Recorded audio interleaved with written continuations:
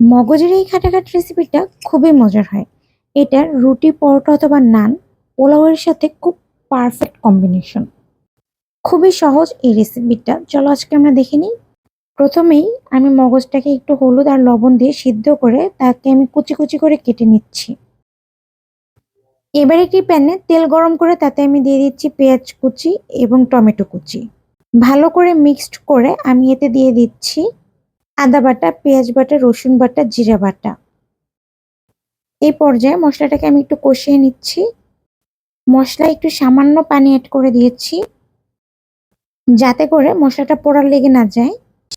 এবারে আমি দিয়ে দিচ্ছি হলুদ, মরিচ, লবণ, জিরা এবং ধনিয়ার গুঁড়া। এবারে আমি আরেকটু পানি অ্যাড করে দিচ্ছি। এবার মশলাটা ভালো করে কষিয়ে এবারে আমি এই মশলাটায় দিয়ে দিব কাঁচামরিচ এবং কাশ্মীরি মরিচ। মশলাটা যখন একদম ভালো করে কষানো হয়ে যাবে, একদম মাখা মাখা হয়ে যাবে, এই পর্যায়ে আমি মগজটাকে দিয়ে দিব। মগজটা যেহেতু পূর্বেই সিদ্ধ করা ছিল, তাই এই মগজটাকে বেশিক্ষণ রান্না করা লাগবে না। মগজটাকে জাস্ট 5 থেকে 7 মিনিট রান্না করার পরে যখন ঝোলটা টেনে আসবে, তখন আমি নামিয়ে পরিবেশন করব। চলো দেখি আজকে আমি কি দিয়ে সার্ভ করেছি।